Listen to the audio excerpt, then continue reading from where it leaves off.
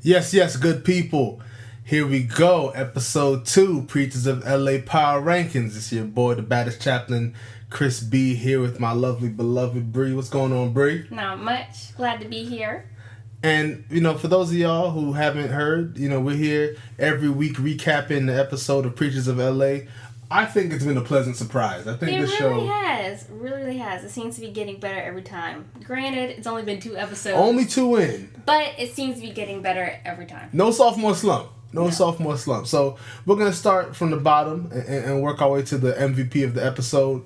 And I got to say, number 6, once again, for the second straight week, is Dietrich Haddon and his lovely fiance, Dominique. Yeah. Actually, he's number 5 because the family that wasn't... there was a family that wasn't featured this week. Remember the lovey-dovey, touchy family? The saved and sexual couple. They're automatically out of the rankings since they were not in the episode. So, number 5 is Dietrich Haddon. I'm going to assume even if they... Matter of fact, no, I'll tell you this, though. Even though they weren't on the episode, I'm still going to give them number 5 above Dietrich Haddon. Okay, he was acting out. He was so terrible. He was. What is he doing? I don't know. There's a lot of hurt. I think there's a lot of hurt there.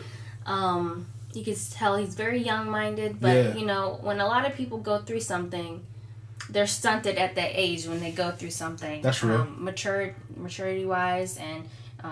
even spiritual maturity. I think something happened, whether it be his marriage or something, he was abused in the past that just made him kind of angry.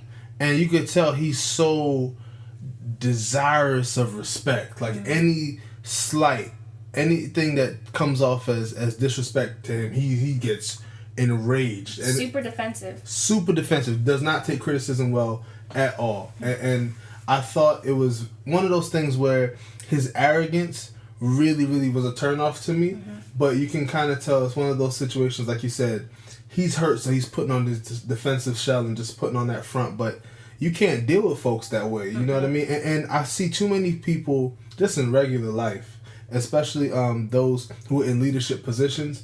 Once they've had some sort of like falling down or falling out or something like that, they want to get right back to the old spot. Mm-hmm. Maybe he still needs to sit back because a lot of what he was saying, especially when he was trying to defend, even though he and Dominique aren't shacking up, he was still saying that wasn't in the Bible.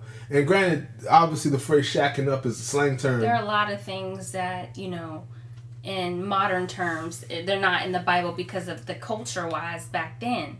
But just, you can infer from what you read in the Bible that you're not supposed to be living together before you're married. Obviously, if you're living together, you're doing more than just living. You can't just live together and not do nothing. Walk around in your t-shirt all day. He said, I believe in shacking with limitations. Good. And I noticed that he wears a ring on his left hand. Put a ring on it for himself. On that ring finger that's supposed to be reserved for, your wedding ring. There ain't no promise ring. No. Just saying. So, Brother Dietrich, Sister Dominique, we love y'all, but y'all got to do better. Yep. Got to do better. Moving on up, like you said, my saved and sanctified couple. I'm putting them number 5 even though they weren't on the episode.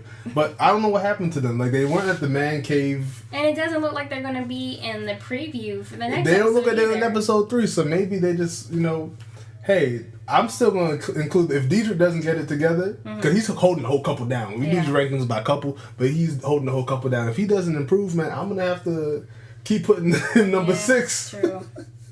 But let's move on to number 4. Another brief. He was very brief. Bishop McClendon very briefly spoke with Noel Jones at the beginning, talking about what happened at the man cave. Right.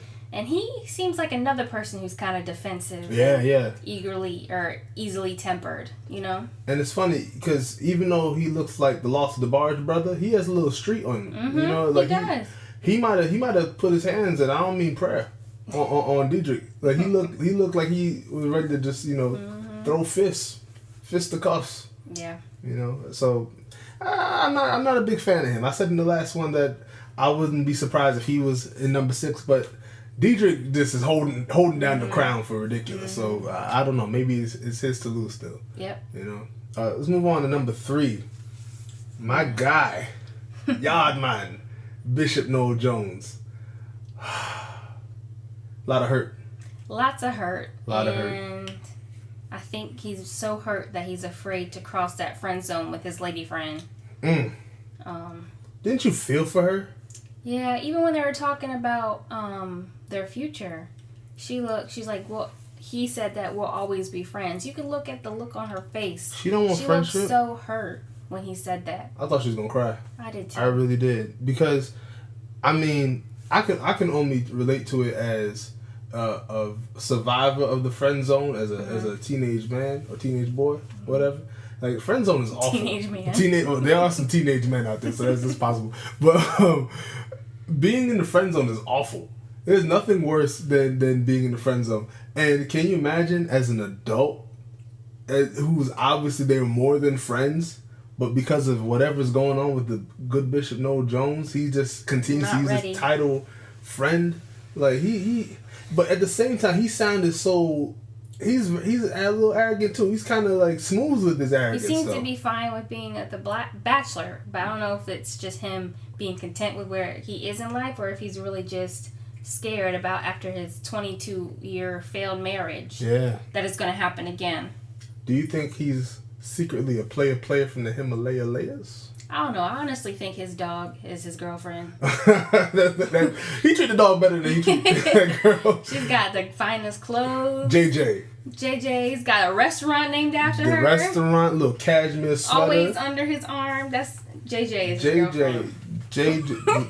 His friend needs to take JJ and put her on Craigslist. Something. Because JJ is getting more love than she is. True. Straight disrespect. That's sad. Straight disrespect. But number 2, down a spot, but no fault of his own. But my man, Bishop Gibson, and the lovely First Lady. I just like him. I like both of them together. They complement each other. I think I love you. I think I love you. He's just a down-to-earth guy. He wants the best for all of them, you know? Yeah. And he's got catchphrases for days. Like, he's so lyrical. You know what I mean? Like, he needs to put out like a rap album or something. He's so wise. Super wise. And First Lady Levette, she's wonderful too. Great counterbalance, because you could tell that he was getting ready to go into preacher mode, and she was like, "Slow down, son, you're killing him." Preacher mode, or even like, in your face street mode. Yeah, because he ain't that far moved. You know what I'm saying? And I thought you could tell Dietrich was getting upset, but he wasn't gonna step on him because Bishop Gibson, he is not one to be trifled with. You could tell that. You got to tread carefully.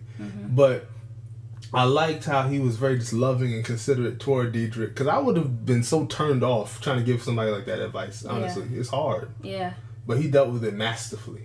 I thought he did. And I thought that First Lady Levette, she was I don't know. She's wise, man. She's the motherly force. Right. You know? She brings peace to the situation so well. Fire and ice. Yep. You know what I'm saying? Ketchup and mustard. Yeah. Peaches and herb. So, number 1, the Hazlips. I love this couple so much. Man, what a powerful, powerful demonstration of grace, man. It definitely is. I like them because they're honest. They're real. He was honest. He was saying, I don't know how to handle this situation. If you haven't watched the show, there was a former member of the church who He's met her as transgendered. April, and now the person is David. Yeah.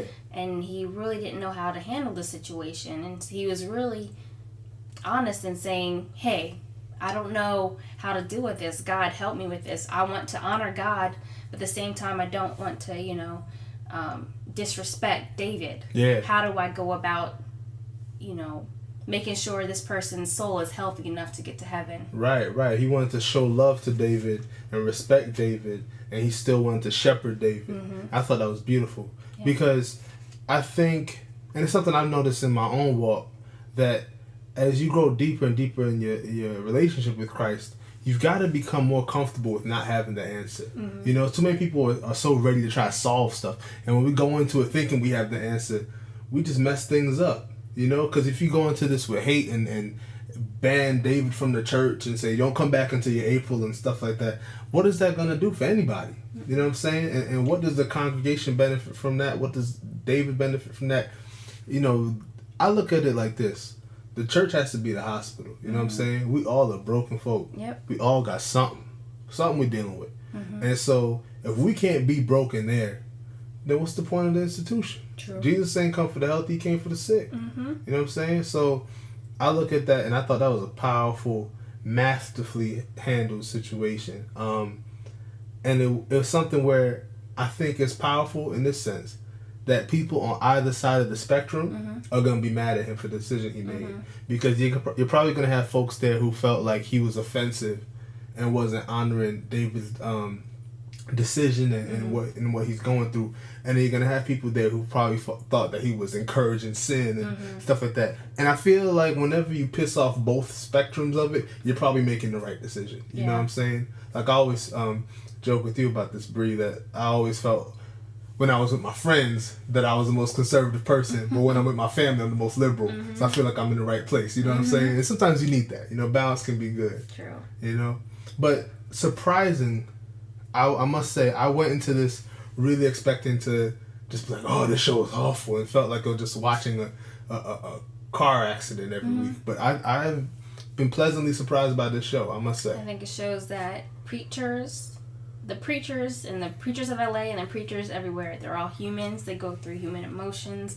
They go through the whole human experience. And just, makes them realize that they can sympathize with what a lot of people are going through around the world, and it doesn't make them seem as high and mighty as they may seem on television or on a TV screen.